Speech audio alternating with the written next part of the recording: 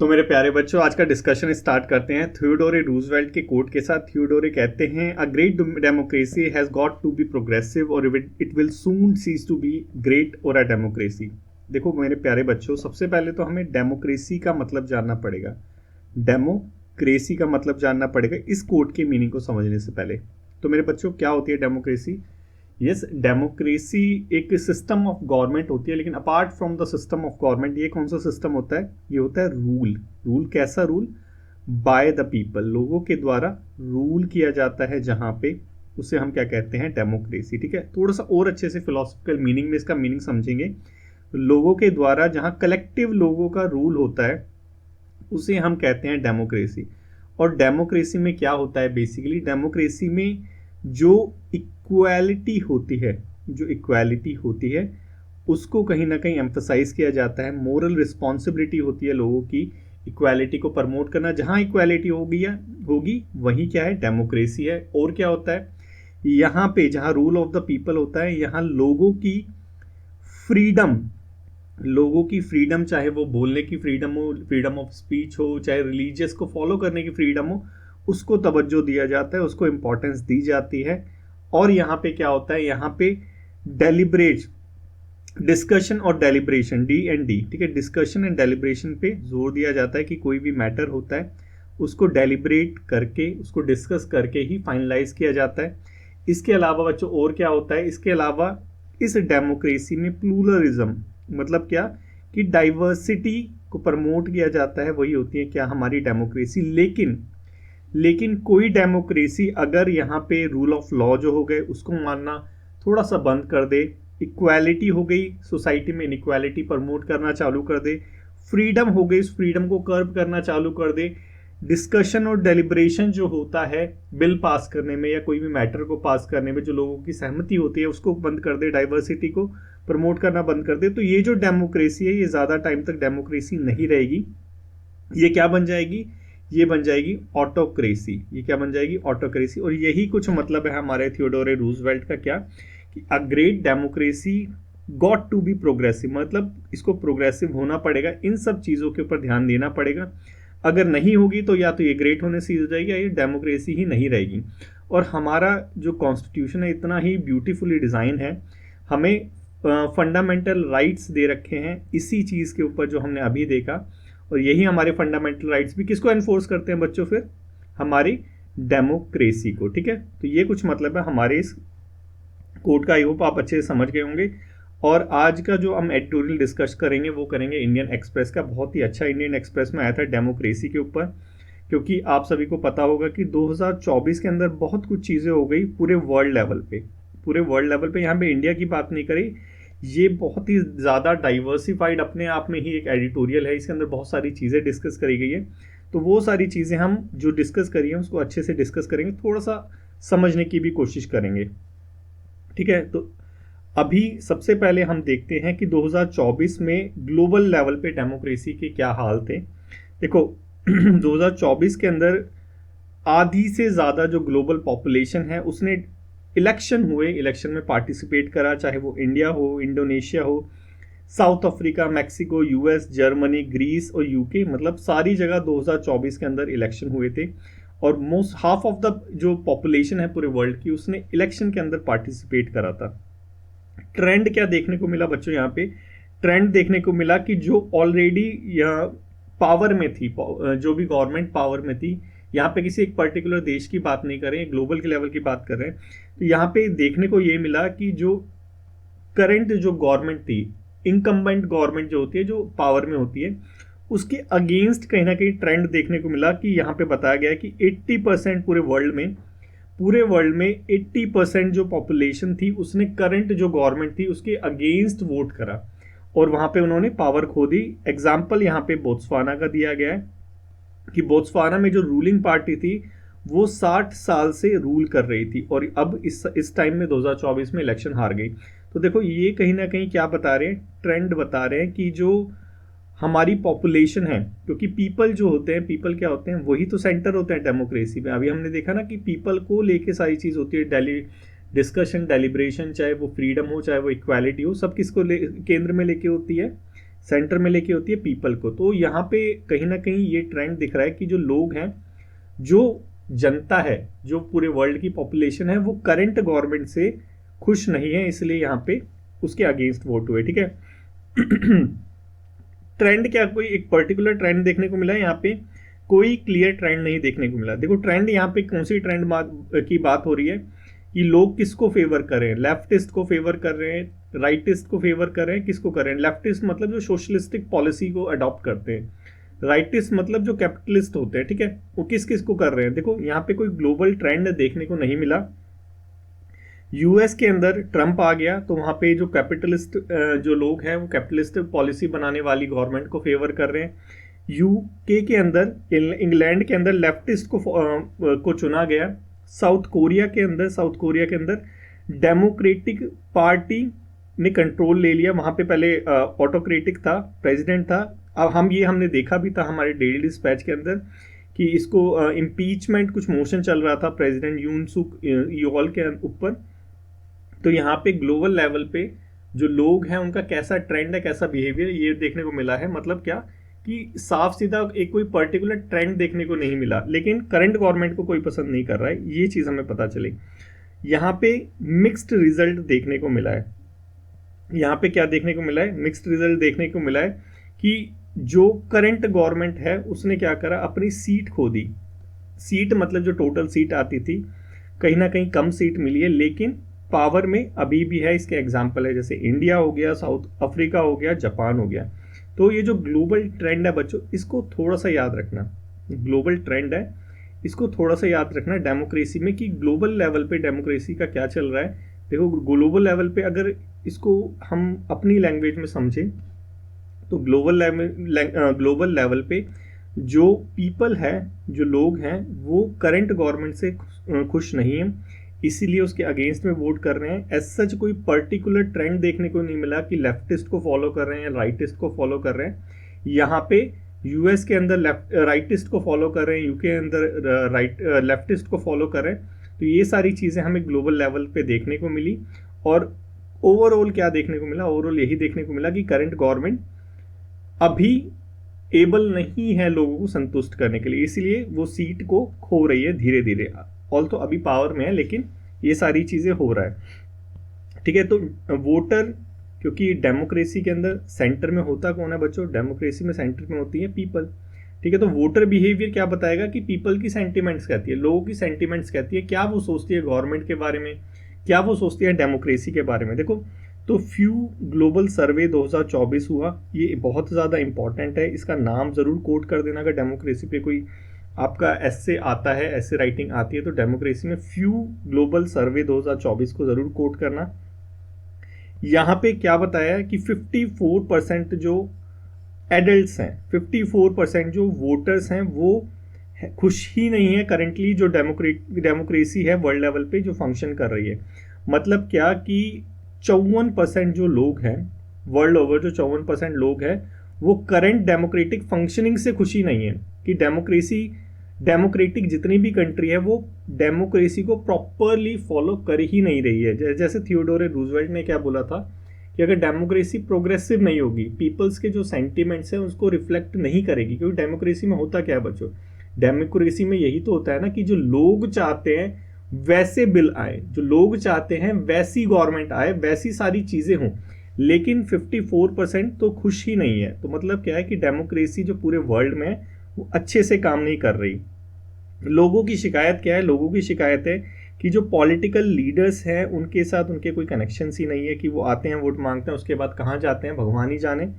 उसके बाद क्या कि जो पॉलिटिकल पार्टीज़ हैं वो जो सिटीजन्स के इंटरेस्ट है उसको ही रिप्रेजेंट नहीं कर पाती। पावर में आने के बाद वो क्या करती है कि अपनी ही मनमानी करती रहती है, डिक्टेटरशिप टाइप में करती रहती है, जो लोगों के सेंटिमेंट्स होते हैं उसको रिफ्लेक्ट नहीं करती। यहाँ पे ये बता रखा है। और लोगों का क्या है, ऑर्डिनरी जो लोग हैं उनका जो इन्फ्लुएंस है गवर्नेंस के ऊपर वो बहुत ही नाम मात्र है। ये कहीं ना कहीं हमारी फ्यू जो ग्लोबल सर्वे हुआ है उसके अंदर रिफ्लेक्ट होता है। देखो जो फ्यू सर्वे हुआ है वो बताता क्या है? बेसिकली यही बताता है कि डेमोक्रेसी में जो केंद्र बिंदु है हमारा, सेंटर में जो लोग हैं, पीपल जो है, उसी को कहीं ना कहीं निगलेक्ट किया जा रहा है। इसीलिए जो 54% जो लोग हैं वो खुश ही नहीं है करंटली डेमोक्रेसी से, डेमोक्रेटिक कंट्री जैसे काम कर रही है।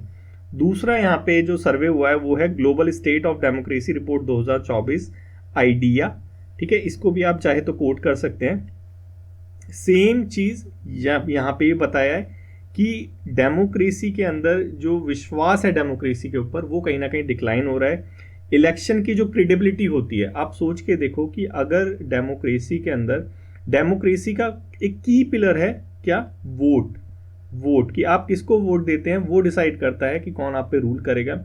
अगर वहां के लोगों को वोटिंग प्रोसीजर के ऊपर ही विश्वास नहीं होगा तो डेमोक्रेसी रह कहाँ गई, कि लोगों का तो भरोसा ही नहीं है करंट गवर्नमेंट के ऊपर, लोगों का तो भरोसा नहीं है प्रोसीजर्स के ऊपर, फेयरनेस के ऊपर, तो यहाँ पे डेमोक्रेसी रह कहाँ गई। वो ज़्यादा दिन तक डेमोक्रेसी नहीं रहेगी, वो क्या बन जाएगी, ऑथोरिटेरियनशिप बन जाएगी, ऑटोक्रेटिक गवर्नमेंट बन जाएगी। यही चीज़ ये जो डेमोक्रेसी की रिपोर्ट है 2024 आइडिया ये बताती है, जो इलेक्शन की जो क्रेडिबिलिटी है वो कहीं ना कहीं डिक्लाइन हो रही है। पार्लियामेंट की जो इफेक्टिवनेस है वो कहीं ना कहीं डिक्लाइन हो रही है। ये शायद हमने ये चलो आज के एडिटोरियल, आज के ही डेली डिस्पैच में भी ये बताया है कि क्या जो डिबेट एंड डिस्कशन होता है वो भी डिक्लाइन हो रहा है। देखो पार्लियामेंट की इफेक्टिवनेस कैसे डिक्लाइन हो रही है, देखो हमारी डेमोक्रेसी के अंदर, हमारे इंडिया के अंदर मैं बता रहा हूँ कि हमारी इंडिया डेमोक्रेसी के अंदर जो पार्लियामेंट है बहुत ही अहम भूमिका निभाता है, ठीक है। पार्लियामेंट में डिसाइड होता है कि हमारा फ्यूचर क्या होगा, पार्लियामेंट में क्या डिसाइड होता है कि हमारा फ्यूचर क्या होगा। लेकिन आप अगर फंक्शनिंग को देखें कि पार्लियामेंट कैसे फंक्शन कर रही है तो आपको बहुत ही दुख होगा जान के, क्योंकि यहाँ पे बिल्स के ऊपर जो डिबेट एंड डिस्कशन होता था वो उसका जो टाइम पीरियड है वो कहीं ना कहीं डिक्लाइन होता जा रहा है। 16, 17 और 18 तब आ गई लोकसभा, तो यहाँ पे डिक्लाइन हो रहा है क्या, डिबेट एंड डिस्कशन, जो कि की एसेंस है किसका, डेमोक्रेसी का। ये चीज़ ये रिपोर्ट भी बता रही है और हम इसको आगे भी देखेंगे, इंडियन रिपोर्ट भी बताती है। इकोनॉमिक इक्वालिटी ये डिक्लाइन हो रही है, फ्रीडम ऑफ प्रेस डिक्लाइन हो रही है, एक्सप्रेशन डिक्लाइन हो रहा है। तो देखो जो की पिलर्स थे हमने देखा था अपने जब हमने कोड डिस्कस करा था, की पिलर्स डेमोक्रेसी के जो हैं वो ही डिक्लाइन हो रहे हैं यहाँ पे। तो डेमोक्रेसी कब तक रहेगी, थियोडोर रूजवेल्ट का कोट याद रखो कि प्रोग्रेसिव नहीं है तो डेमोक्रेसी अथॉरिटेरियनशिप में कम कन्वर्ट हो जाएगी, पता भी नहीं चलेगा, ठीक है। तो यहाँ पे एक हमें ट्रेंड समझ आया क्या कि जो डेमोक्रेसी है वो डिक्लाइन हो रही है, ठीक है। इसका और एग्जाम्पल यहाँ पे दे रखा है क्या, कि देखो जो पॉलिटिकल पार्टीज हैं, जो पॉलिटिकल पार्टीज हैं वो कैंपेनिंग कैसी करती है। देखो इक्वालिटी हो गया, डाइवर्सिटी हो गया, हमने देखा था ना डाइवर्सिटी को भी प्रमोट करना है। लेकिन हम यहाँ पे क्या देख रहे हैं, हम यहाँ पे देख रहे हैं कि जब भी कैंपेनिंग होती है, ये इंडिया की भी बात है, ये बाहर की भी बात है, कि जब भी कैंपेनिंग होती है, दोनों का एग्जांपल यहाँ पे दे रखा है कि जब भी कैंपेनिंग होती है तो क्या होता है कि कैंपेनिंग में भाषण होते हैं, लोग जो पॉलिटिकल पार्टीज के जो लोग हैं, देखो यहाँ पे किसी, जब भी डेमोक्रेसी में एक चीज़ को अच्छे से याद रख लो मेरे बच्चों, कि जब भी डेमोक्रेसी पे कोई आपको आता है ऐसे लिखने के लिए तो किसी पॉलिटिकल पार्टी का नाम मत लिख देना गलती से भी, ठीक है। यहाँ पे न्यूट्रल रहना है, हमेशा पॉलिटिकल पार्टी करके बोलना है, कोई भी पर्टिकुलर पार्टी का नाम लेना ही नहीं है, ठीक है। क्योंकि आप यूपीएससी का एग्जाम दे रहे हो और ऐसे जो टॉपिक्स हैं वो आ सकते हैं, लेकिन अगर आप किसी पार्टी का नाम यहाँ पे पर्टिकुलरली ले लेते हैं तो क्या होता है कि वहाँ पे आपकी बायसनेस रिफ्लेक्ट हो जाती है और आपके नंबर कट जाते हैं, वो जो पेपर है वो भी कैंसिल हो सकता है। तो पॉलिटिकल पार्टी का नाम लिखना ही नहीं है यहाँ पे, किसी इंडिविजुअल का नाम, पॉलिटिकल फिगर का नाम लिखना ही नहीं है। हिस्टोरिकल नेम वगैरह लिख सकते हो लेकिन करंट में जो है उनका नाम नहीं लिखना है, ठीक है। तो देखो यहाँ पे भी यही चीज़ बता रखी है क्या कि जब भी पॉलिटिकल पार्टी कैंपेन करती है, करंट गवर्नमेंट होती है वो ब्लेम करती है अपोजिशन को गवर्नमेंट होती है वो ब्लेम करती है इसको, उसी में वो बहुत ही ज़्यादा ऑफेंसिव लैंग्वेज यूज़ करती है, इतना तक कि कॉम्युनल जो सेंटीमेंट्स है उसको भी कहीं ना कहीं इफेक्ट कर देती है। और ये हमने बहुत ज़्यादा देखा है, इसके एग्जाम्पल न्यूज़पेपर में आते रहते हैं। एग्जाम्पल करके आप लिख सकते हैं, किसी भी न्यूज़पेपर के एक आर्टिकल को लिख सकते हैं कि द हिंदू के अंदर ऐसे आया था, ठीक है। मुजरा, मंगलसूत्र, ऐसे जो रेफरेंसेस हैं इन वर्ड्स का यूज़ किया जाता है, ठीक है। तो ये कहीं ना कहीं क्या है कि जो क्वालिटी है डिबेट एंड डिस्कशन का, जो फ्रीडम, वो स्पीच वाली चीज़ है, वो क्वालिटी कहीं ना कहीं डिक्लाइन हो रही है, ठीक है।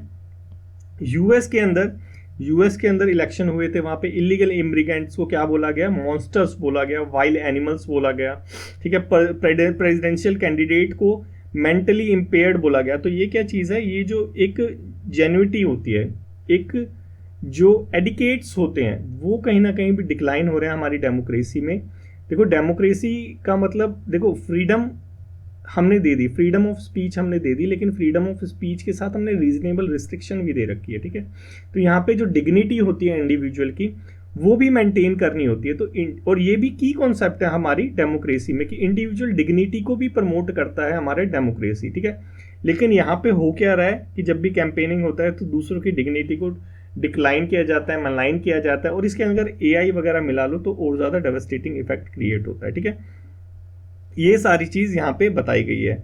और इतना ही नहीं है बच्चों, इतना ही नहीं है, यहाँ पे पॉलिटिकल पार्टीज का ही ट्रस्ट नहीं है करेंटली। जो मैकेनिज्म है, जो मशीनरी है इलेक्शन कंडक्ट करवाने वाली, देखो ये भी एडिटोरियल में भी बताया गया है और ये हम न्यूज़पेपर में भी देखते रहते हैं कि जो इलेक्टोरल ट्रस्ट है कहीं ना कहीं वो भी इरोड हो रहा है, कि जो पॉलिटिकल पार्टीज हैं वही जो आउटकम आता है, रिजल्ट आता है इलेक्शन का, उसका उस रिजल्ट को ही मानने से इनकार कर दे। 20% केसेस में ऐसा होता है। तो देखो ये क्या चीज़ है, ये है डेमोक्रेसी कैसे डिक्लाइन हो रही है, कि जो डेमोक्रेटिक प्रिंसिपल्स हैं उस डेमोक्रेटिक प्रिंसिपल्स और डेमोक्रेटिक मशीनरी, यहाँ पे इलेक्शन कमीशन ऑफ इंडिया हो गई, इसकी जो क्रेडिबिलिटी है इंडिया के अंदर, ये election commission of India India के अंदर हो गई, इसकी जो क्रेडिबिलिटी है ये कैसे डिक्लाइन हो रही है, ये एडिटोरियल में बताया गया है कि जो पॉलिटिकल पार्टीज हैं जो हार जाती हैं वो रिजल्ट को मानने से इनकार कर देती है। तो जो इलेक्टोरल प्रोसीजर में जो ट्रस्ट होता है वो कहीं ना कहीं इरोड हो रहा है, ये यहाँ पे हमें पता चलता है। और ये इरोड प्रोसीजर में जो है ट्रस्ट इरोड नहीं हो रहा है, ये डेमोक्रेसी में ट्रस्ट इरोड हो रहा है, ठीक है। और इसी का रिजल्ट हमने देखा था कि 54% जो लोग हैं वो डेमोक्रेसी से ही खुश नहीं है, करेंटली गवर्नमेंट जो है उससे ही खुश नहीं है। और वो बोत्सवाना में हमने देखा 60 साल पुरानी गवर्नमेंट को हटा दिया। तो ये क्या है, ग्लोबल ट्रेंड बता रहे हैं कि चल क्या रहा है, ठीक है। अब करना क्या चाहिए, देखो ये सारी चीज़ हमने देख ली। डेमोक्रेसी क्या होती है, हमने क्या क्या देखा बच्चों, डेमोक्रेसी क्या होती है, ठीक है। फिलोसफिकल इसका मीनिंग देखा कि कितनी सारी चीज़ें होती हैं, क्या क्या चीज़ें इन्फोर्स करती है, फंडामेंटल राइट्स हो गए, ड्यूटी वगैरह, ये सारी चीज़ें हो गई। उसके बाद ग्लोबल ट्रेंड देखा हमने, ग्लोबल ट्रेंड देखा। उसके बाद हमने प्रॉब्लम्स देखी, क्या क्या प्रॉब्लम्स आ रही है, ठीक है।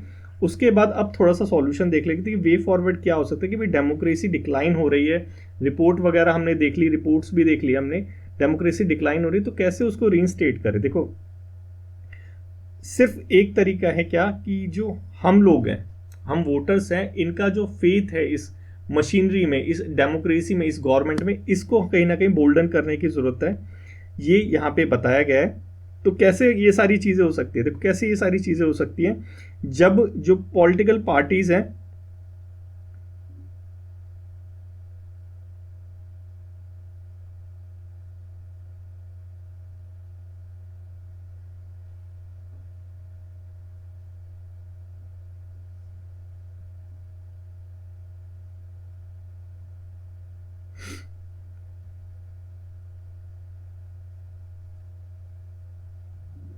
देखो यहाँ पे बताया भी गया है कि भले ही हमने देखा कि जो वोटर्स हैं उनका जो ट्रस्ट है कहीं ना कहीं जो इनकम्बेंट गवर्नमेंट है, जो करंट गवर्नमेंट है, उनमें नहीं, उनके अंदर ट्रस्ट नहीं है, तो ये हमने देखा लेगा। लेकिन फिर भी जो वोटर्स है कहीं ना कहीं वो डेमोक्रेटिक जो प्रोसेस है उसके साथ एंगेज रहना चाहते हैं। तो यहाँ पे बताया क्या गया है, बेसिकली बोलने का यही मतलब है कि ऑल्थो गवर्नमेंट के अंदर ट्रस्ट नहीं है, लेकिन डेमोक्रेसी के अंदर जो डेमोक्रेटिक प्रोसेस होती है उसके अंदर ट्रस्ट है। इसीलिए जो वोटिंग है वो इसके अगेंस्ट हो रही है, जो इनकम्बेंट गवर्नमेंट है, जो प्रेजेंट गवर्नमेंट है उसके अगेंस्ट हो रही है।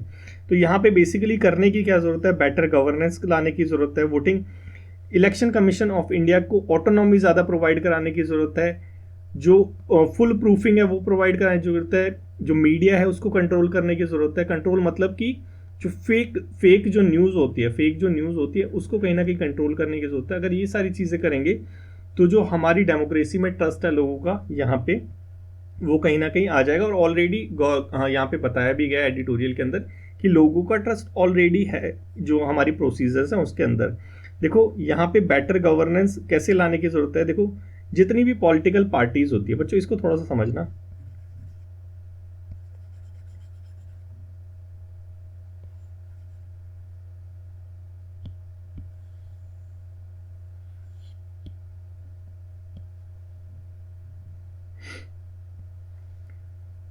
सबसे पहले क्या करने की जरूरत है कि जो वोटर का फेथ है कहीं ना कहीं उसको एम्बोल्डन करने की जरूरत है। ऑल्सो यहाँ पे बताया गया एडिटोरियल के अंदर कि जो वोटर्स हैं उनका जो ट्रस्ट है डेमोक्रेटिक प्रोसेस में वो अभी भी है, क्योंकि हमने देखा था क्या कि बोत्सवाना साउथ कोरिया में हुआ क्या कि वहाँ की जो पॉपुलेशन थी उन्होंने करंट जो गवर्नमेंट थी उसके अगेंस्ट में वोट करा, वहाँ की जो गवर्नमेंट को हटा दिया, ठीक है, डेमोक्रेसी को लेके आए। तो क्या ये चीज़ रिफ्लेक्ट क्या कर रही है कि जो वोटर्स है उनका अभी भी फेथ है कि जो करंट जो प्रोसेस है, डेमोक्रेटिक प्रोसेस जो कि वोटिंग है, वो सही है। इसको थोड़ा सा इंप्रूव करने की डेफिनेटली ज़रूरत है। उसके बाद बेटर गवर्नेंस लाने की ज़रूरत है। बेटर गवर्नेंस कैसे? देखो, जितनी भी पॉलिटिकल पार्टीज होती हैं, हमने देखा था कि कितनी सारी बड़ी बड़ी प्रॉब्लम सॉल्व करते हैं, प्रॉब्लम हो रही है और उसको सॉल्व नहीं करते। क्यों? क्योंकि उसका कोई जो इमीडिएट जो बेनिफिट होता है वो नहीं मिलता। जैसे ही ग्राउंड वाटर डिप्लीट हो रहा है, उसका इमीडिएट बेनिफिट कुछ नहीं मिलता, उसको वो फिल करने के लिए लोगों को दिखाई नहीं देता। कचरा वगैरह है, सूखा कचरा अलग, गीला कचरा अलग, हमने ऑलरेडी ये डिस्कस करा हुआ है। तो यहाँ पे बता रखा है कि जो पॉलिटिकल पार्टीज हैं उनको लॉन्ग टर्म पे ध्यान देना चाहिए कि जो लॉन्ग टर्म एस्पायरेशंस है लोगों के, लॉन्ग टर्म एस्पायरेशन मतलब क्या कि जॉब क्रिएशन हो गया, सैनिटेशन हो गया, हेल्थ केयर हो गया, जितनी भी बेसिकली जो उनका लिविंग स्टैंडर्ड राइज कर सके, उन लॉन्ग टर्म जो एस्पिरेशंस है उन पे ध्यान देने की जरूरत है, ना कि शॉर्ट टर्म पे। शॉर्ट टर्म क्या होता है? बेसिकली शॉर्ट टर्म वही होता है कि हम पावर में आ गए तो इतने पैसे दे देंगे, हम पावर में आ गए तो उतने पैसे दे देंगे।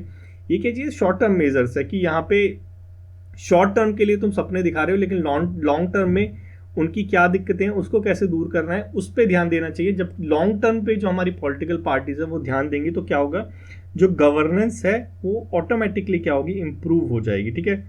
इसके बाद और क्या बता रखा है यहाँ पे, पब्लिक डिस्कोर्स को इंप्रूव करने की जरूरत है। पब्लिक डिस्कोर्स मतलब कि जितनी भी पब्लिक डिबेट्स होती हैं, ठीक है, उसमें डिसेंसी होनी चाहिए। वो जो अनाप शनाप जो वर्ड्स होते हैं उनको यूज नहीं करना चाहिए, यहाँ पे ये बताया गया है। रूल ऑफ लॉ को इंश्योर करना चाहिए। देखो, ये सारी चीजें कब जो है हमारा जो फेथ है डेमोक्रेसी में डिक्लाइन होता है, जब हमारे साथ अन्याय होता है, ठीक है।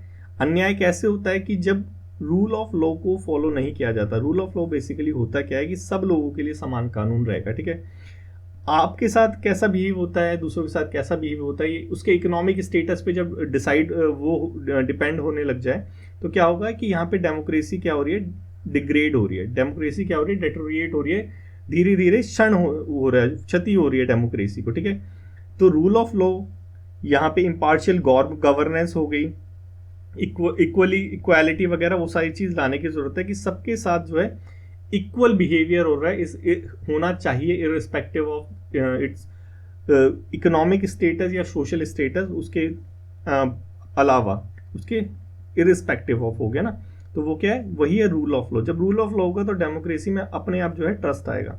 देखो, जैसे आप एक एग्जांपल भी ले सकते हो कि अभी एक जो टैकी था उसने सुसाइड करा था, तो उसने 1-1.5 घंटे की कुछ वीडियो बनाई थी। उसमें बताया था कि उसका जो ट्रस्ट था वो कहीं ना कहीं जो गवर्नमेंट है, जो सिस्टम है, ठीक है, उससे उठ गया था। तो वो डेमोक्रेसी को क्या मारा, यही तो है डिग्रेडेशन ऑफ डेमोक्रेसी, यही अथॉरिटी आ रही है। तो यहाँ पे क्या होगा, यहाँ पे एक दिन रेवोल्यूशन आएगा। ऐसी जब कंडीशन हमेशा रहती है, थियोडोरे रूजवेल्ट का कोट एक बार याद करो बच्चों। थियोडोरे ने क्या कहा था, प्रोग्रेसिव होना चाहिए, प्रोग्रेसिव नहीं होगी तो ये डेमोक्रेसी रहेगी नहीं, ठीक है। तो यही कुछ मतलब है किसका, आज हमने जो एडिटोरियल डिस्कस करा, आई होप आपको समझ आ गया होगा कि डेमोक्रेसी क्या होती है, क्या क्या प्रॉब्लम्स है डेमोक्रेसी में, डेमोक्रेसी को एम्बोल्डन कैसे करना है, स्ट्रॉन्ग कैसे करना है, लोगों का ट्रस्ट बिल्ड कर दो। कैसे लोगों का ट्रस्ट बिल्ड करोगे? देखो, जितने भी सिस्टम है गवर्नमेंट के उसको इक्वली अप्लाई करो, ठीक है। अगर वो इक्वली अप्लाई होंगे, करप्शन वगैरह रिड्यूस होगा तो क्या होगा, लोगों को ऑटोमेटिकली ट्रस्ट आएगा गवर्नमेंट में अंदर, उसके प्रोसीजर्स के अंदर, मतलब डेमोक्रेसी के अंदर, ठीक है। तो आई होप आप जो है समझ गए होंगे कि क्या मतलब है डेमोक्रेसी का, कैसे ये जो डेमोक्रेटिक सिस्टम है ये वर्क करता है, क्या सारी चीज़ें हैं, वो सारी चीज़ें। तो बच्चों, एक ये जो हमारा आज का प्रैक्टिस क्वेश्चन है पेपर 2 के लिए, इसको थोड़ा सा प्रैक्टिस करके आप उसमें भेजो, ठीक है। आज लास्ट ईयर है, ठीक है। आज मैं गौतम की कॉपी ज़रूर चेक करूँगा, ठीक है। गौतम की कॉपी को मैंने बहुत बार बोला था करूँगा, लेकिन नहीं करी। आज गौतम का नंबर है, आज गौतम की कॉपी चेक करूँगा। गौतम और देव दोनों में कंपटीशन है, बहुत ज़्यादा कंसिस्टेंट है दोनों ही। तो बच्चों, इनसे थोड़ा सा मोटिवेट हो और आप भी डेली डेली लिखना चालू करो, ठीक है। क्योंकि जो लिखेगा उसका ही सिलेक्शन होगा, जो लिखेगा नहीं वो नेक्स्ट ईयर की तैयारी करेगा, ठीक है। क्यों? क्योंकि इसमें लिखना है बच्चों, पेपर 2 लिखने का है, राइटिंग का है। और इजी मत मानना पेपर 2 को इजी मत मानना, लिखने के लिए बहुत कुछ है और टाइम आप पे बहुत कम है, तो बहुत फास्ट लिखना पड़ेगा, अभी से लिखने की प्रैक्टिस करनी पड़ेगी, ठीक है। तो जिन बच्चों को प्रॉब्लम आ रही है, थॉट्स वगैरह जनरेट नहीं हो पाते, सोच नहीं पाते किसी पर्टिकुलर टॉपिक के बारे में, लिख नहीं पाते, बहुत सारी प्रॉब्लम आ रही है, तो ये हमारा अभ्यास लेखन है, थोड़ा सा प्रमोशन भी कर लें, ये हमारा अभ्यास लेखन है, बहुत ही ज़्यादा अफोर्डेबल है, बहुत ही ज़्यादा अफोर्डेबल है, ठीक है। 5 तारीख से ये स्टार्ट हो जाएगा, संडे से, ठीक है। इसके अंदर हिंदी मीडियम, इंग्लिश मीडियम दोनों की ही बच्चे रहेंगे, दोनों ही जो कंटेंट है वो दोनों ही भाषा में प्रोवाइड होगा। प्लस इसके साथ क्या होगा कि ये लाइव तो रहेगी क्लासेस, ठीक है, लाइव के साथ रिकॉर्डेड भी मिलेगी, कि कुछ बच्चे क्या है कि लाइव देख नहीं पाते, ड्यूटी वगैरह करते हैं, जैसे बहुत सारे सब इंस्पेक्टर्स और हेड कांस्टेबल्स हैं जो ऑलरेडी सर्विस में है, लेकिन वो तैयारी करना चाहते हैं असिस्टेंट कमांडेंट की, तो उनके लिए नहीं, मतलब सभी बच्चों के लिए रिकॉर्डेड क्लासेस भी रहेंगी, जो लाइव होगी उसके बाद रिकॉर्डेड आपके ही प्लेटफॉर्म पे जो हमारा पोर्टल होगा उस पर अपलोड हो जाएगी, ठीक है। कंटेंट उसमें रहेगा, बहुत ही ज़्यादा हाई क्वालिटी का कंटेंट होगा। अभी मैंने आज इकोनॉमी का बना दिया है, इसको ट्रांसलेट करना है, इकोनॉमी का इंग्लिश में बनाया है, ठीक है। एक बार ये वाला पढ़ लिया तुमने, थोड़ा सा लेंथी है, एक बार पढ़ लिया तो इकोनॉमी से रिलेटेड जो है बिल्कुल भी प्रॉब्लम नहीं होगी। इसके बाद अगर लेक्चर देख लिया तो इकोनॉमी से कुछ भी आ जाए तुम आंसर कर लोगे, ठीक है। एकदम अपडेटेड है, एकदम अपडेटेड है, करंट अफेयर की सारी न्यूज़ें हैं इसके अंदर, करंट में जो भी इश्यूज चल रहे हैं वो सब चीज़ हम इसमें डिस्कस करेंगे। प्लस इसके साथ हम क्या करेंगे, राइटिंग प्रैक्टिस करेंगे, मैं आपको एक टॉपिक दूंगा, आपको लिखना होगा और उसको मैं 100% एवेल्युएट करूंगा, ठीक है। इसलिए यहाँ पे लिखा हुआ है 25 राइटिंग सेशन होंगे और 25 ही इवैल्यूएशन होंगे, ठीक है। तो बहुत ही ज़्यादा अफोर्डेबल है प्रोग्राम है बच्चों, जिसको भी ज्वाइन कर रहे हैं तुरंत ज्वाइन करो, इसमें देरी मत करो। पेपर 1 के लिए है ये हमारा अभ्यास मंथन बहुत ही ज़बरदस्त चीज़ है। 37 टेस्ट है इसके अंदर, टोटल 37 टेस्ट है, ऑलरेडी स्टार्ट हो चुका है, काफ़ी सारे टेस्ट जो है हो चुके हैं, तो सारी चीज़ पोर्टल के ऊपर है।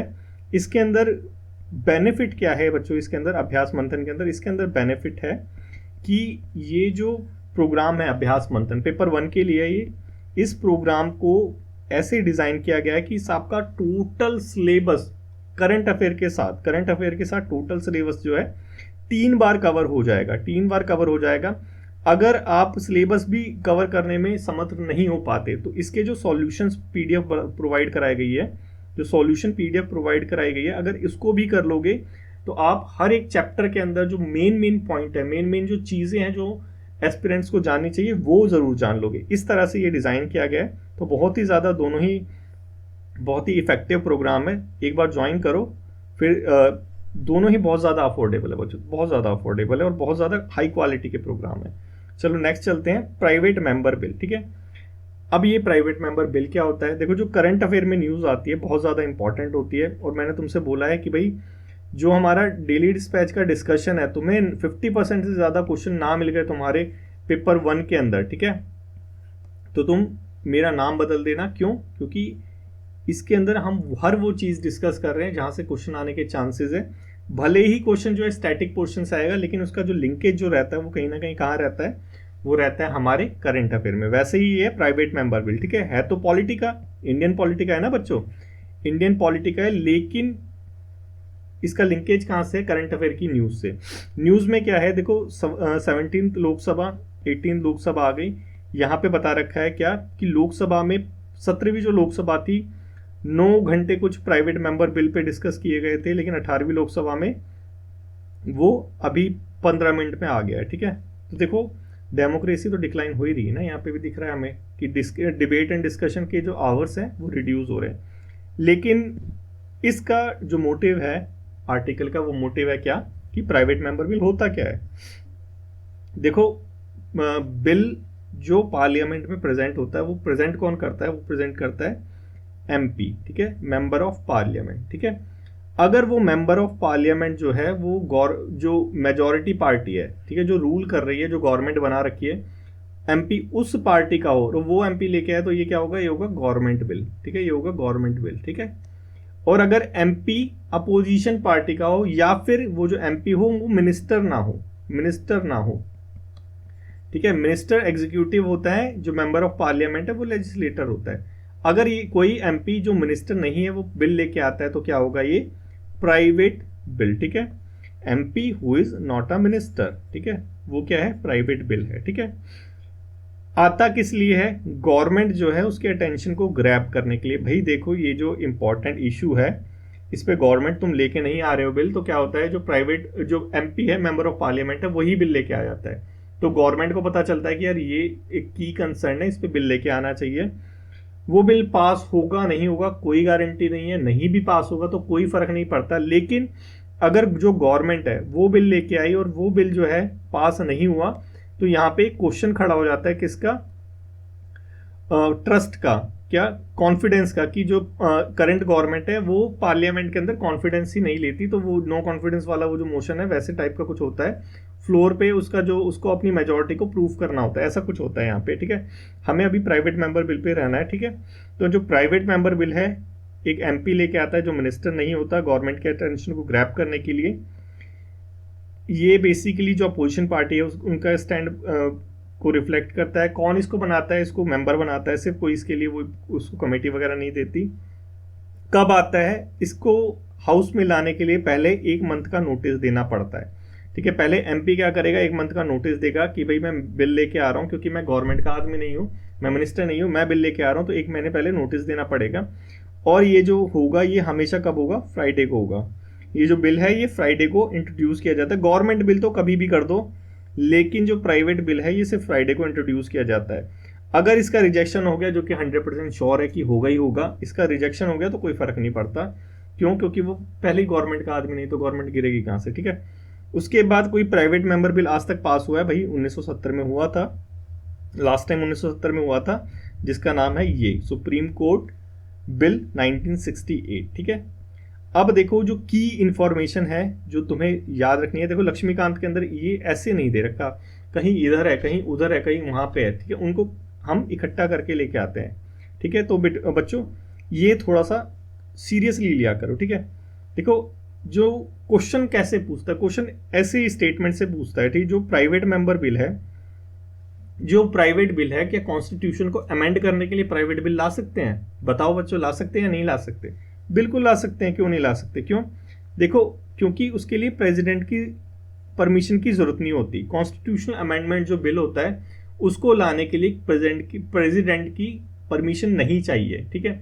बहुत सारे ऐसे बिल हैं जिसके लिए प्रेसिडेंट की परमिशन चाहिए, और प्रेसिडेंट परमिशन कैसे देगा, प्रेसिडेंट हमेशा काम करता है काउंसिल ऑफ मिनिस्टर की एडवाइस पे, ठीक है। काउंसिल ऑफ मिनिस्टर कौन है, गवर्नमेंट के आदमी है, तो गवर्नमेंट जब प्रेसिडेंट को बोलेगी परमिशन दो तो वो परमिशन देगा, यही तो होता है ना। तो जब कॉन्स्टिट्यूशन अमेंडमेंट लाना होता है तो प्रेसिडेंट से पूछने की कोई जरूरत नहीं है, इसीलिए जो प्राइवेट बिल है वो कॉन्स्टिट्यूशन अमेंडमेंट के लिए आ सकता है, ठीक है। लेकिन क्या ये जो प्राइवेट बिल है ये मनी बिल ला सकता है, मतलब कि कोई जो मंत्री है, मंत्री नहीं, कोई जो मेंबर ऑफ पार्लियामेंट है, क्या वो मनी बिल पास कर सकता है। देखो मनी बिल एक गवर्नमेंट बिल होता है, ठीक है। मनी बिल एक गवर्नमेंट बिल होता है, क्योंकि गवर्नमेंट को जो खर्चा करना होता है उसके लिए मनी बिल आता है, ठीक है। तो उसके लिए प्रेसिडेंट की रिक्वायरमेंट होती है कि प्रेसिडेंट से पूछना पड़ता है, ठीक है। तो जब प्रेसिडेंट से पूछना पड़ेगा तो प्रेसिडेंट जब एडवाइस देगा, जब वो अपनी राय देगा तो किसकी बिहाव पे देगा, काउंसिल ऑफ मिनिस्टर की, और काउंसिल ऑफ मिनिस्टर तो लेके ही नहीं आई उस बिल को, तो वो देगा क्यों। तो यहाँ पे जो प्राइवेट बिल है वो मनी बिल के लिए नहीं आ सकता, ठीक है। बस ये 2 चीजें थोड़ा सा की याद रखना कि कॉन्स्टिट्यूशनल अमेंडमेंट के लिए यस आ सकता है, मनी बिल के लिए नो नहीं आएगा, ठीक है, प्राइवेट बिल, ठीक है। ये थोड़ा सा याद रखना। ये है हमारा क्वेश्चन नंबर 1 बच्चों, इसको थोड़ा सा आप कमेंट बॉक्स में कमेंट करो।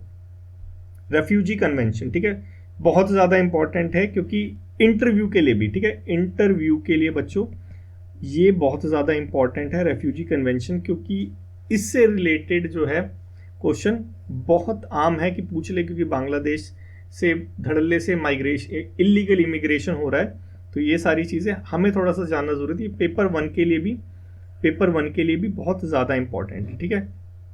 रिसेंटली बेसिकली एक सर्वे हुआ है आज़ादी प्रोजेक्ट का, उसके अंदर कुछ बताया कि ग्रोस वियोलेशन हो रहा है कॉन्स्टिट्यूशन और ह्यूमन राइट्स का, ये सारी चीज़ें बताई गई हैं। और तो ये इंपॉर्टेंट नहीं है हमारे लिए, इंपॉर्टेंट क्या है ये जानना, ठीक है। रेफ्यूजी होता कौन है, पहले तो ये समझो बच्चों, रेफ्यूजी कौन होता है, जो दूसरे देश से, किसी अपने देश से, जो अपने देश से ये आई हो गया मेरा देश, ये हो गया सेकंड, ये दूसरा देश अपने देश से माइग्रेशन करके दूसरे देश में आता है। क्यों? क्योंकि वहाँ पे उसके साथ परसिक्यूशन हो रहा है, या तो मारा जाएगा, कुछ ना कुछ दंगे वंगे हो रहे हैं, उसकी वजह से भाग के आता है दूसरे देश में, यहाँ पे शरण लेता है, उसे क्या कहते हैं, रेफ्यूजी। जैसे बांग्लादेश में क्या हो रहा है, हिंदूज का परसिक्यूशन हो रहा है, तो वहाँ से भाग के हिंदूज क्या करते हैं, इंडिया में आ जाते हैं, पाकिस्तान से भाग के इंडिया में आ जाते हैं, तो वो कौन है, वो है रेफ्यूजी। ठीक है, ये हमने समझा रेफ्यूजी होते हैं। ठीक है, इंटरनेशनल प्रोटेक्शन क्या है? इंटरनेशनल में दो लॉ है, 1951 रेफ्यूजी कन्वेंशन, 1951 रेफ्यूजी कन्वेंशन, 1967 एक प्रोटोकॉल है जिसके अंदर प्रिंसिपल ऑफ नॉन रेफुलमेंट के बारे में बता रखा है। ये क्या चीज होती है? ये चीज होती है, एकदम शुद्ध भाषा में समझो, ये क्या होता है, नॉन रेफ्यूलमेंट। क्योंकि ये पूछ भी सकते हैं आपसे कि ये क्या चीज होती है इंटरव्यू के अंदर। ठीक है, और पेपर 1 में पूछ रहे तो कुछ आप रोक नहीं पाओगे उनको भी, ये की बहुत की वर्ड है। ठीक है, ये क्या होता है कि देखो, नॉन रेफुलमेंट का प्रिंसिपल क्या कहता है, ये कहता है कि अगर बांग्लादेश के अंदर, एग्जाम्पल के लिए सुनो, अगर बांग्लादेश के अंदर हिंदूज का परसिक्यूशन हो रहा है, ठीक है, वो भाग के अगर इंडिया आ जाते हैं, तो अगर तुमने ये प्रोटोकॉल हो गया, ये कन्वेंशन साइन कर रखा है, तो इस प्रिंसिपल को तुम्हें मानना पड़ेगा और तुम उन्हें वापस नहीं भेज सकते। ठीक है, ये सारी चीजें किसके अंदर आती है, नॉन रिफुलमेंट के अंदर। Prevent state from expelling individual who would face persecution, torture, severe violence of human right. ठीक है, कि उसको तुम वापस नहीं भेज सकते कि नहीं नहीं हमारे देश में नहीं आओगे, ये सारी चीजें, ये है नॉन रिफुलमेंट। ठीक है, इसके बाद UNHRC हो गया, office of UN high commissioner of human rights हो गया, ये भी अफॉर्म करते हैं इस प्रिंसिपल को। ठीक है, ये हमने क्या समझा, इंटरनेशनल लीगल वो। अब इंडिया का स्टैंड जानना हमारे लिए जरूरत है, यहां से क्वेश्चन आती है। ठीक है, इंडिया का क्या स्टैंड है? देखो, इंडिया ने कुछ भी साइन नहीं कर रखा, रेफ्यूजी कन्वेंशन हो गए, चाहे इंटरनेशनल ट्रीटी वगैरह जो भी हो गई, कन्वेंशन ऑफ टॉर्चर इंक्लूडिंग, हमने साइन नहीं कर रखा। हमने ये जो UN का जो कन्वेंशन है रेफ्यूजी वगैरह का, हमने साइन नहीं कर रखा। तो हम ये जो रेफ्यूजीज आते हैं इनको टैकल कैसे करते हैं? हमारे डोमेस्टिक लॉज हैं, फॉरेनर्स एक्ट हो गया, पासपोर्ट एक्ट हो गया। ठीक है, ये क्या करते हैं कि जो बाहर से लोग आते हैं उनको हम इनके अकॉर्डिंग टैकल करते हैं। ठीक है, अगर जो इसी के अकॉर्डिंग तो हम इलीगल इमिग्रेंट्स वगैरह घोषित करते हैं। ठीक है, ये सारी चीजें इसके अंदर आती है। तो कहने का क्या मतलब है कि हम कमिटेड नहीं है इंटरनेशनल रेफ्यूजीज लॉज के लिए, क्योंकि हम सिग्नेटरीज नहीं है। तो क्या इसका मतलब ये है कि जो इंडिया है वो इस प्रिंसिपल को नहीं मानता? नहीं, बिल्कुल इसका मतलब ये नहीं है। क्योंकि देखो, इंडिया पार्टी है किसका, international convention on civil and political rights, जिसके आर्टिकल 7 के अंदर नॉन रेफ्यूलमेंट प्रिंसिपल के बारे में लिखा गया है। तो मतलब क्या, इसीलिए तो क्या होता है कि रेफ्यूजी जब इंडिया के अंदर आता है तो हम उन्हें वहां से भगाते नहीं है। ठीक है, ये सारी चीजें। कन्वेंशन ऑफ टॉर्चर हमने साइन किया है लेकिन रेक्टिफाई नहीं किया। और बेसिकली ये जो प्रिंसिपल है नॉन रिफुलमेंट का, हमारे फंडामेंटल राइट्स के आर्टिकल 21 के अंदर भी आता है।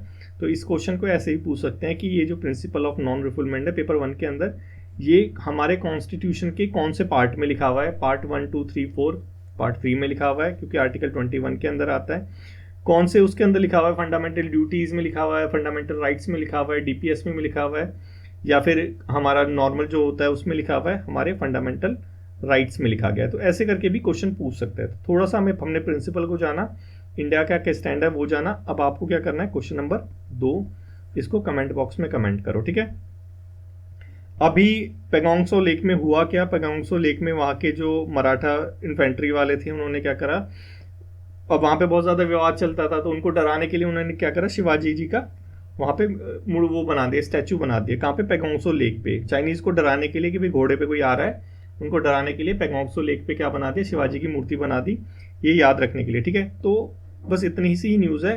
क्वेश्चन ऐसे करके कुछ फॉर्म हो सकता है। तो क्वेश्चन नंबर 2 इसका आंसर 3, क्वेश्चन नंबर 3 बच्चों, इसका आंसर आप कमेंट बॉक्स में कमेंट करो। और जिम कार्टर जो US के फॉर्मर प्रेसिडेंट थे, उनका देहांत हो गया। और इस साल 2024 के अंदर बच्चों इंडिया ने और पूरे वर्ल्ड ने बहुत ज़्यादा जो की डायमंड्स थे उनको खोया है, उनकी मृत्यु हुई है। और जो हमने अपने डेली डिस्पैच के अंदर भी कवर करा है, चाहे वो मनमोहन जी हो, चाहे वो कार्टर जी हो, तो ये चीज़ थी, तो इसको बस इतना ही जानने के लिए था, क्योंकि हमारे मोदी जी ने ट्वीट करा था, ठीक है। इसके लिए इसलिए मैंने कोई क्वेश्चन भी नहीं दिया, लेकिन थोड़ा सा याद रखना कि इनका भी हो लिया काम, ठीक है, इनका भी देहांत हो गया, ठीक है। तो बच्चों आज के डेली डिस्पैच डिस्कशन में बस इतना ही। आज हमारा 31 दिसंबर 2024 है और अभी टाइम बेसिकली हो रहा है 8:45 हो रहे हैं, और अभी 5-10 मिनट में आपके यूट्यूब पे अपलोड हो जाएगा और आप इसको देख रहे होंगे। तो बच्चों आज लास्ट डे है, कल से मेरी तो ये कमिटमेंट है कि मैं सुबह जल्दी उठूंगा और डेली डिस्पैच को आपको डेली सुबह अर्ली मॉर्निंग दूंगा, ताकि जो आपकी प्रिपरेशन है वो इंटरप्ट ना हो, ठीक है। और मैं चाहता हूँ मेरे बच्चों की तुम भी कोई ना कोई कमिटमेंट लो। मैंने टेलीग्राम पे शेयर भी कराया, लेकिन बच्चों ने कमेंट नहीं करा, बस उस पर थोड़ा सा वो लव का साइन और ट्रॉफी का साइन देते हैं। मैं चाहता हूँ कि तुम भी कोई कमिटमेंट लो अपने फ्यूचर के लिए, तुम भी कोई सेक्रीफाइस करो, कुछ एक चीज़ छोड़ो, अपनी बुरी चीज़ को छोड़ो। जैसे मैंने सुबह, मेरे को सोना मेरे को लगता है मेरी सबसे बुरी चीज़ है, ऑल्सो मैं नहीं सोता इतना ज़्यादा, टाइम से उठ जाता हूँ, लेकिन फिर भी मुझे लगता है कि आधा एक घंटा मेरे को और जल्दी उठना चाहिए, इसलिए मैंने 4:30 बजे का टाइम सेट करा है अपने लिए, ठीक है, कि मैं 4:30 बजे उठूँगा और सारी चीज़ें कल से 1 तारीख से 1 जनवरी से अच्छे से करूँगा। तो मैं चाहता हूँ बच्चों आप भी एक कमिटमेंट लो, कमिटमेंट लेने के बाद उसको अच्छे से फॉलो करो, ताकि जब आप सक्सेस को प्राप्त करो, जब आपको जॉब मिले, आप असिस्टेंट कमांडेंट बनो, तो आपको पता होना चाहिए कि आपने इसके लिए क्या क्या गंवाया है, ठीक है। तो वो इसीलिए क्या होता है, सेक्रीफाइस होता है। तो आप अगर नहीं लिखना चाहते कमेंट में मत लिखो बच्चों, कोई प्रॉब्लम नहीं है, लेकिन एक सेक्रीफाइस अपने मन ही मन में करो कि मैं इस चीज़ को छोड़ूंगा, इस बुरी आदत को छोड़ूंगा जो कि मुझे रोकती है, किसके लिए, मेरे ड्रीम को पाने के लिए, मेरे सपने को पाने के लिए, जो कि क्या है, असिस्टेंट कमांडेंट, ठीक है। तो बच्चों इसी के साथ साल का आखिरी दिन और मेरे साल की आखिरी Ram Ram. So thank you so much for today's discussion. कल फिर मिलते हैं सुबह जल्दी। Thank you so much. और अच्छा, अगर पसंद आया हो तो लाइक शेयर और कमेंट करना ना भूलें। Thank you so much.